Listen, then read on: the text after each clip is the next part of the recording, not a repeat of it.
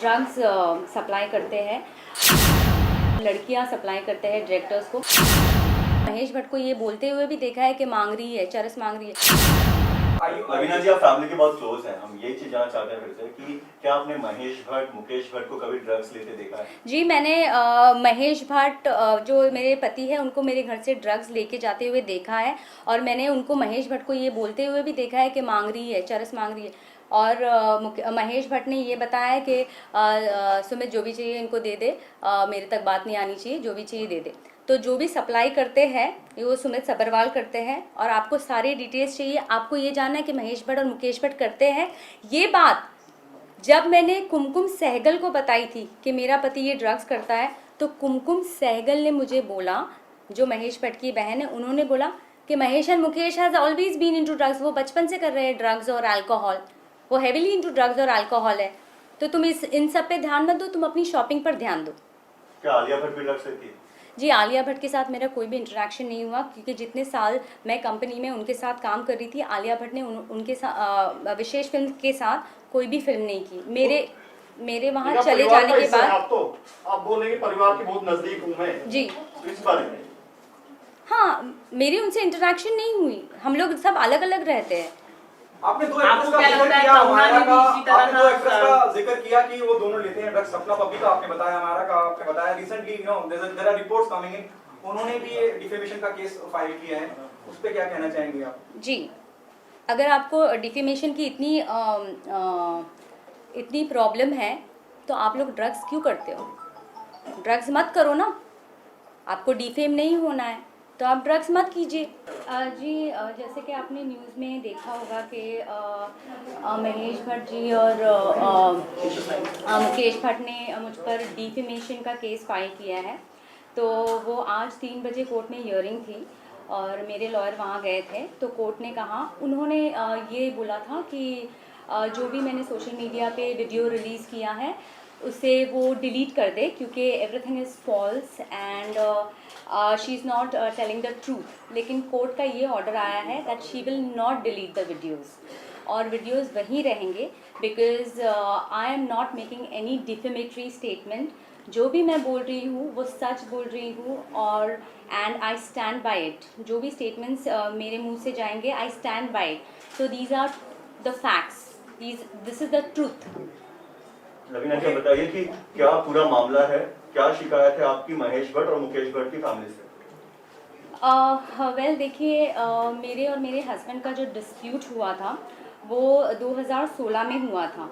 वो इसलिए हुआ था क्योंकि मैंने बहुत सारी इलीगल एक्टिविटीज़ होते हुए देखी।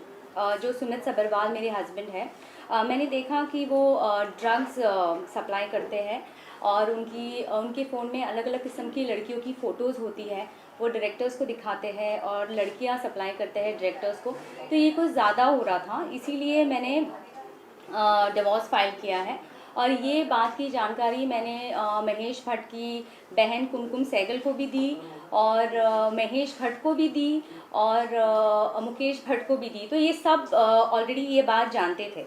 तो जब मैं महेश भट्ट के ऑफिस में गई ये बात बताने, तो महेश भट्ट मुझ पे चिल्लाने लगे। पहले तो उन्होंने बोला मुझे कि ओ बेटा बेटा आओ आओ कैबिन पे आओ, क्या हुआ ऐसे मुझे बोलकर कैबिन में अंदर बुलाया। और फिर मैंने उनको बताया कि सुमित ड्रग्स करता है, सुमित लड़कियां सप्लाई करता है, ही इज़ इनटू प्रोस्टिट्यूशन। मैंने सब बताया, he is womanising. He started shouting at me. वो मुझ पर जोर जोर से चिल्लाने लगे। उन्होंने मुझसे कहा कि वो जो भी करता है तू बीच में मत आ, ये सब के बीच में तू आएगी तो तुझे और तेरी पूरी फैमिली को ख़त्म कर देंगे, ऐसा उन्होंने मुझे स्टेटमेंट दिया। और उसके बाद वो मुझे ज़ोर ज़ोर से गंदी गंदी गालियाँ देने लगे। वहाँ पे कुमकुम सहगल जो महेश भट्ट की बहन वो भी बैठी थी, मुकेश भट्ट भी बैठा था, और सुमित सब्बरवाल वो भी बैठे थे। तो ये हुआ, और फिर मैं रोते रोते निकल गई, और मैंने इमीडिएटली पुलिस कंप्लेन किया, लेकिन पुलिस भी मेरा कंप्लेन लेने के लिए तैयार नहीं थी। फिर भी मैंने उनको कितना रिक्वेस्ट करके मैं तभी के तभी पुलिस लेकर विशेष फिल्म्स गई, और वहाँ पे पुलिस मेरे साथ आए, पूरा इंक्वायरी हुआ, और मैंने उनसे कहा कि प्लीज़ आप सीसीटीवी चेक कीजिए, इन्होंने कैसे मुझे धमकाया है। जबकि मुझे पता है, मैं फैमिली रह चुकी हूँ उनकी, मुझे पता है वहाँ सीसीटीवी कैमरा था। पुलिस मुझे कहता वहाँ मैडम सीसीटीवी है ही नहीं। तो हम फुटेज कहाँ से निकालें? ये मुझे पुलिस कहता है, जबकि मुझे पता है कि सीसीटीवी फुटेज वहाँ है। एनीवेज, उसके बाद 2016 में जो भी प्रोटोकॉल्स थे, मैंने एक प्रोटोकॉल फॉलो किया, लीगली हर कोर्ट में केस फाइल किया है। मेरे एटलीस्ट 5 कोर्ट में केस चल रहे हैं। मैंने वो किया, मैंने एफआईआर किया। एफआईआर भी बहुत मुश्किल से हुआ, क्योंकि जब मैं गई थी तो उन्होंने लिया ही नहीं, पुलिस ने एफआईआर लिया ही नहीं। फिर मेरी लॉयर की मदद से उन्होंने फाइनली एफआईआर ले लिया। फिर मैंने कोर्ट में केस दाखिल किया और 2016 से केस चल रहा था।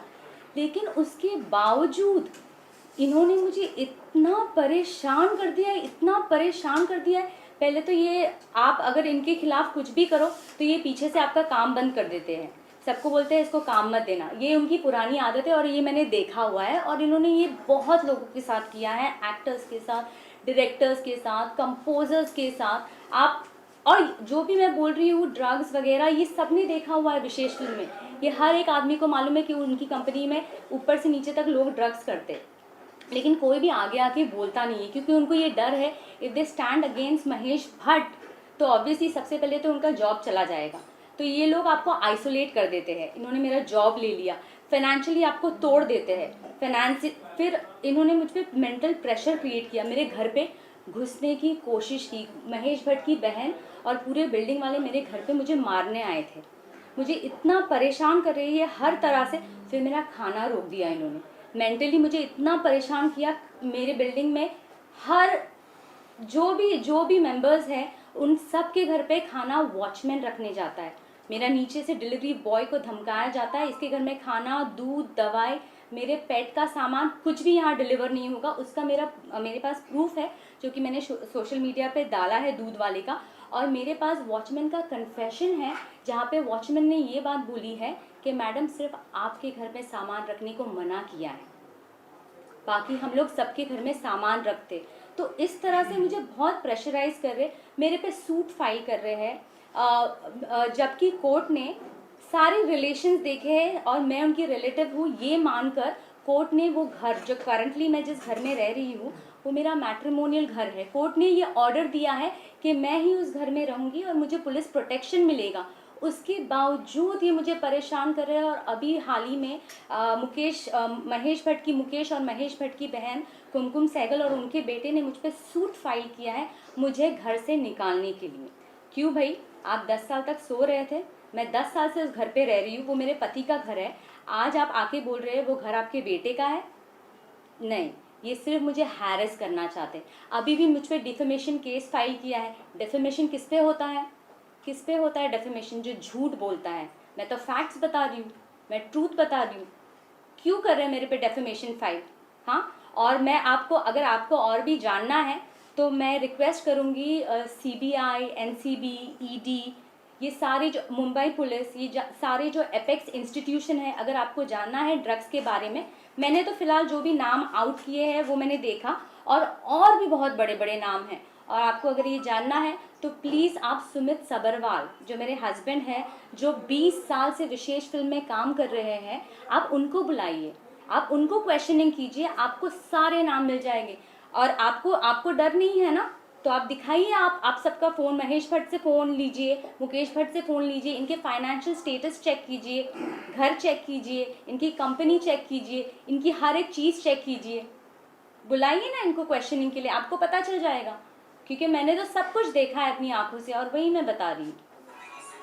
आपने कहा कि पुलिस के बारे में आपने कहा कि पुलिस ने FIR ले ली, क्या हुआ था? पुलिस ने क्या काम नहीं किया था? पुलिस स्टेशन एफआईआर जो आपने करवाया था, ये जो महेश भट्ट और मुकेश भट्ट के साथ आपने जो गाली गलौज हुई थी उसके बाद करवाया था, और क्या एफआईआर में इन दोनों का भी नाम है?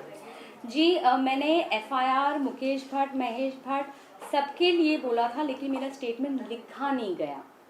आज मैं वो वर्सोवा पुलिस स्टेशन है, आज मैं पुलिस स्टेशन में जाती हूँ एक वॉचमैन के बारे में कंप्लेन करने के लिए कि वॉचमैन दादागिरी कर रहा है, मेरा सामान ऊपर नहीं भिजवाता है। वो मेरा कंप्लेन नहीं लेते।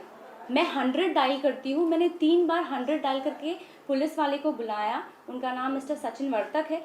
वो आकर मुझ पर चिल्लाते हैं, उन्होंने वॉचमैन को कुछ भी नहीं बोला।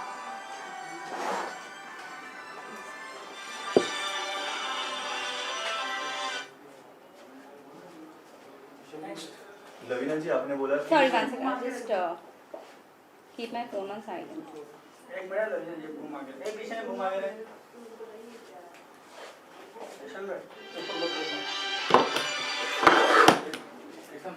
हां भाई उसका नाम उसका आईने स्टेशन ऊपर हां कैन आई कंटिन्यू? वो edit you can edit that. मैं ये पूछ रहा था, आपने जो कहा कि पहले एफआईआर नहीं ले रहे थे, पर वकील ने जब इंटरफेयर किया तब आपका एफआईआर हुआ। हम जानना चाहते हैं क्या उस एफआईआर में आपने महेश भट्ट और मुकेश भट्ट का नाम भी डलवाया था? नहीं, वो नहीं ले रहे थे। पुलिस जो लॉयर ने मैंने तो बोला था, मैंने स्टेटमेंट में बोला था मुकेश जी और महेश भट्ट का नाम, उन्होंने नहीं लिखा। मैंने आज वॉचमैन के लिए भी कंप्लेन लिखाया था।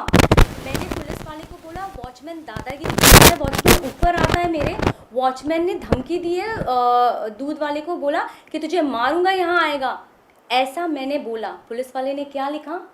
क्या लिखा पुलिस वाले ने? पुलिस वाले ने ये लिखा कि बिल्डिंग में आना मना है, बिल्डिंग के रूल्स है कि सेक्रेटरी ने बैन किया हुआ है।